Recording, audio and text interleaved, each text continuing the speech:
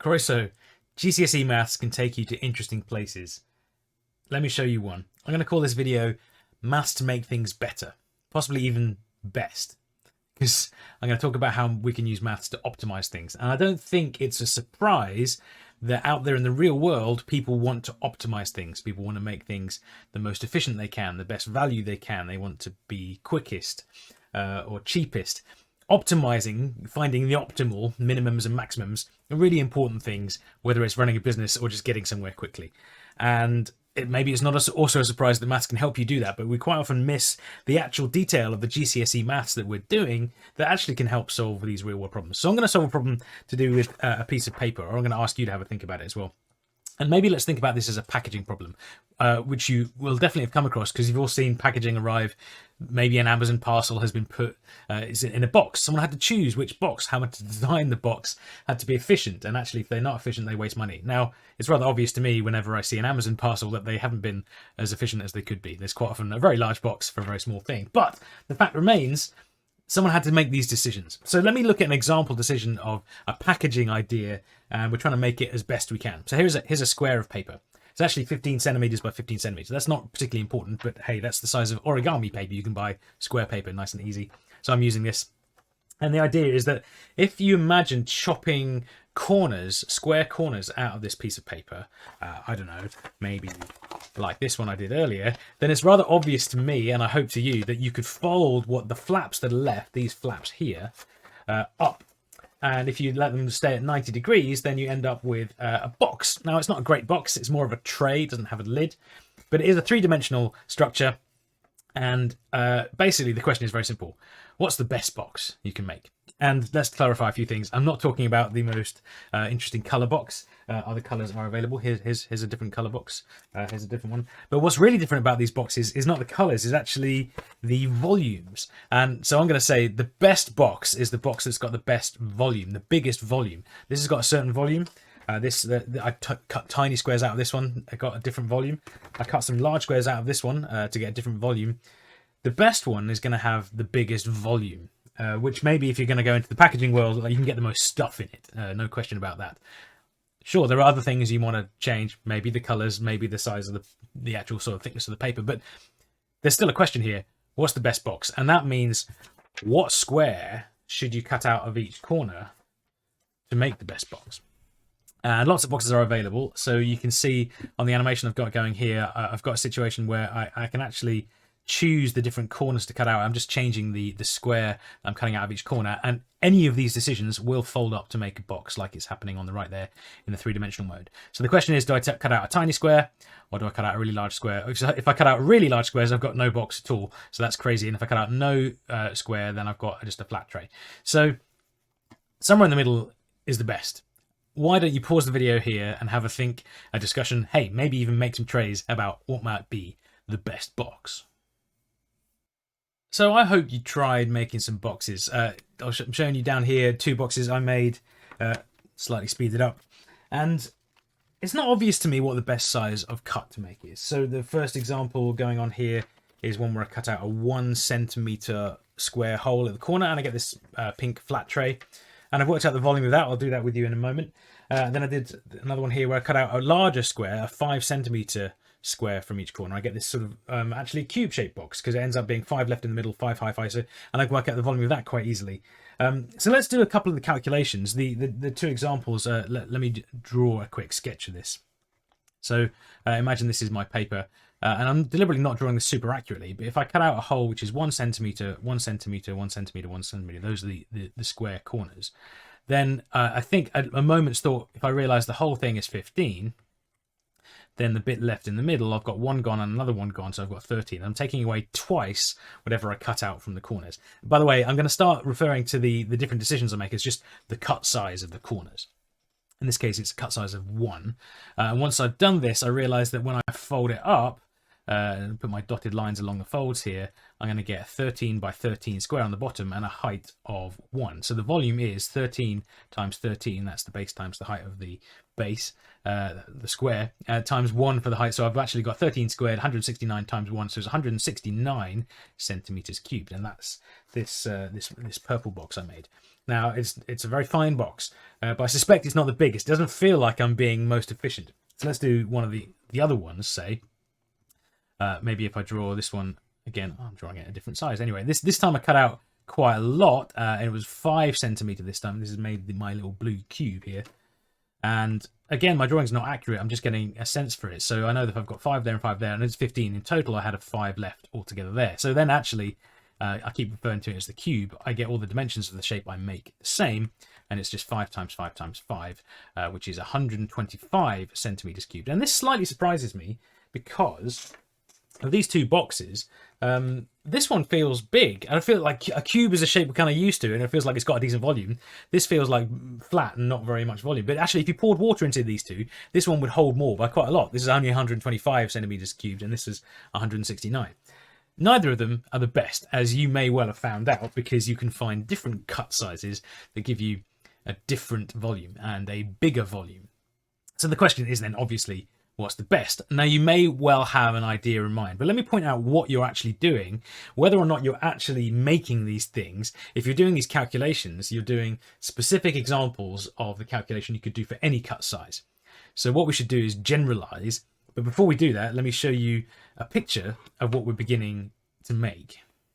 So I've put on the screen a GeoGebra window. Any graph plotting software here is going to be useful. I'm going to collect the results we've just got by just putting them as dots on the screen. So I'm actually going to use the x-axis as the cut size and the y-axis as the volume of the box you make. And the first one we did was a cut size of 1 centimeter for each square, and we got a volume of 169. So I'm going to put a coordinate at 1, comma 169. That hasn't appeared on the screen. That's because it's really high off the top of the screen. So if I sort of hold down shift and grab this, that's how I move things around on GeoGebra. And you can see there's a dot there. It's called it A, not for any good reason. The other one I did was a cut size of 5, and I got a volume of 125, and that's over there. And obviously the cut size of 1 was a bit better. There's a few other... Now, I know that you've got your own data if you've been making your own boxes or just doing the calculations. Probably more efficient just doing the calculations, isn't it? But we could put them on this graph as well. There's some obvious ones. If, for example, I take this piece of paper, which I've cut precisely nothing out of, that's a cut size of 0. And the box I've got is 0 volume. It's just a flat sheet. So actually the 0, 0 marker could go on there as well. I put that mark on. What else have we got? We could do... Well, if you cut out the entire paper, 7.5 centimeters in here, and 7, then you've cut out the whole thing. There's no box left. So that must be a volume 0 box as well. So I think my coordinates of 7.5... comma 0 should be there as well. And we're beginning to get these 4 shapes. If I zoom in on this region, there must be a graph. What we're really thinking about here is what shape is that graph and where does it peak?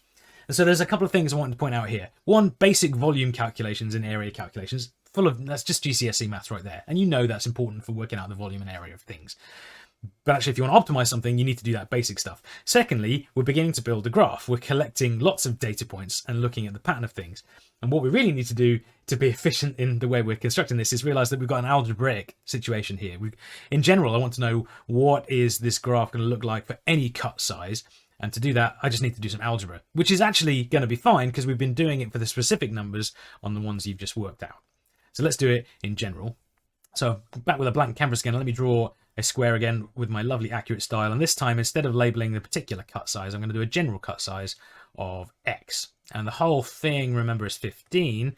So then I've got to do a little bit more care. I think that the bit that's left there is 15. Take away an X at the top and an X at the bottom. So it's 15 minus 2X. So what's the volume of the shape I make? Well, it's going to have a base, which is 15 minus 2X. And it's going to have another base, which is 15 minus 2X. And it's going to have a height of X. So the volume of the box is going to be, let's call it V, 15 minus 2X times 15 minus 2X times X for the height. And maybe I'd write that as 15 minus 2X squared times X. That's the volume of the box. you've used some algebra before. I've got a square bracket multiplied by another x. Actually, what this is a cubic equation, but I've got a general formula, and I can type that general formula into my graph plotting software, and instead of getting lots of dots, I get a curve. So let's go and see what this curve looks like. Back in GeoGebra here, I'm going to type in the equation, or the formula we got, 15 minus 2x, close the brackets, square it, and multiply it by x. Luckily, well, not luckily at all, it's going through the points because the points were correct. But this is a cubic curve, and actually GCSE maths right here, you've got to know what a cubic curve looks like. You've heard about quadratics, you've heard about cubics, I hope they're the x cubed versions. And they always have this nice wavy shape to them. But this curve is going beyond what we need. We can't cut out less than 0, and we can't cut out more than 7.5 on our piece of paper because there's no paper left. So what I probably should do is limit this cubic. I can do that in GeoGebra with the function command, which I'm just going to type here. Function, the same formula I just had, and then I just had to go between 0 and 7.5. And there it's just sort of curtailed the function we've got. As soon as we've plotted the graph, I think it's rather obvious that it has a peak. And that's what we're after all the time. It looks like we know where that peak is. You may well have had a good guess about what that was already. But the point I'm trying to make here is that the basic GCSE maths you're doing of volume calculations, plotting graphs, coming up with a piece of algebra so you can plot the graph, actually helps you maximize and optimize things. In this case, we're asking the question, where does that graph peak? And you can see that from the picture. Now, there are better ways, perhaps, to find the peak of this graph. But at the moment, let's just have a look at this graph and see where it peaks. It looks like it's happening at 2.5. So at 2.5, it looks like we're hitting a peak of about 250. And if you found that by experimentation, well done. The catch is, maybe your piece of paper is not always going to be 15 centimeters. What if it was 20? The graph is going to change. Do you need to do all your calculations again? No. If you can generalize, I think you can change that original formula very easily and get a new picture. I'm not going to do that for you. I invite you to pause and discuss what would happen with a different size square if you want to now. If you're still watching, or you just came back, there's more to this. What if it was more complicated? I was showing you an example of optimizing something on a square piece of paper. What if it wasn't a square? Here I have an A4 piece of paper. Interestingly, lots of interesting facts about A4. Actually, it's in the ratio 1 to root 2. It's not the golden ratio if you're thinking that. Root 2 is an annoyingly irrational number. Another thing you have to know about GCSE, but I'm not going to tell you why right in this video. You could cut square corners out of a piece of A4 paper and you could make a tray. What size cut would you need to make the biggest tray from an A4 piece of paper? I think this is quite a lot harder to do by trial and error, and if you ever solve it, you might be able to see why. So what I want to leave you with is a little glimpse of what's happening in this piece of maths with plotting a graph to maximize things, and we can see from the graph where it is, and we could read it off by eye if we plotted the graph, and that's great, particularly if you've got graph plotting software.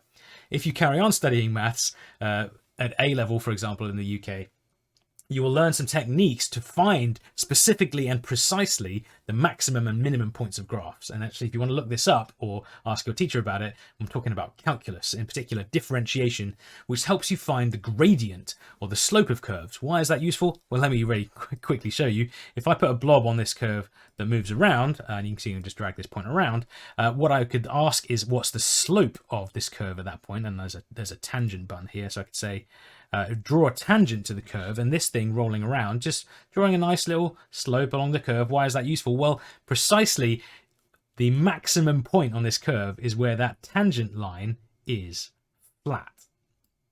And I think that's kind of obvious when someone points it out, like, well, of course, it's the top, so the curve's got to go from that way to that way, or that way to that way, and at some point it's going to be flat, and that's where it's going to be hitting its maximum.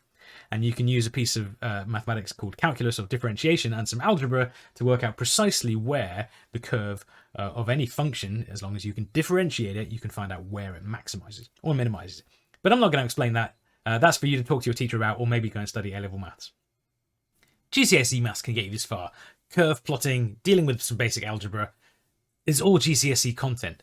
The little bit that's not GCSE content about how to actually find those precise maximum points with calculus, go and investigate by considering your options. Make sure you watch some of the other videos in the FMSP Wales series on interesting maths GCSE topics. And you can also check out videos where I build GeoGebra files to demonstrate these things on my channel called Sparks Maths. Thanks very much. See you next time. Hoyle.